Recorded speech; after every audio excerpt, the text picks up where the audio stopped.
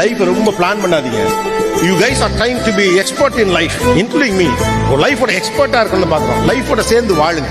அதுக்கு ஒரு நான் ஈகோயிஸ்டிக் மைண்ட் இருக்கணும். லைஃப் அப்படிதான் இருக்கும், முன்ன பின்னதான் இருக்கும், சில மனுஷன் அப்படிதான் இருக்கும் அப்படின்னு ஏத்துக்கிட்டு போயிட்டே இருங்க. லைஃப்ல நாளைக்கு கஷ்டம் தான் வரும்னு கவலைப்பட்டு வாழ்க்கையை காம்ப்ளிகேட் பண்ணிக்கிறத விட வந்தா பாத்துக்கலாம் நம்பிக்கையோட பொண்ணு இருக்குல்ல, அதுதான் சூப்பர் லைஃப்.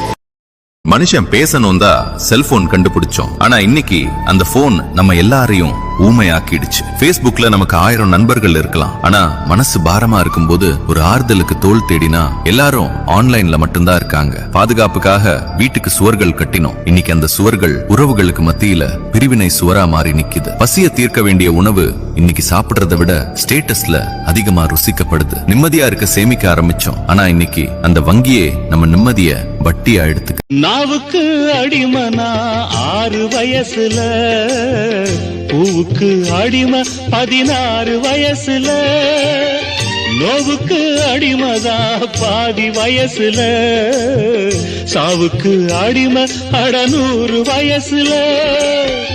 அடிமகளா பிறந்து விட்டோம், அத மட்டும்தான் மறந்து விட்டோம்.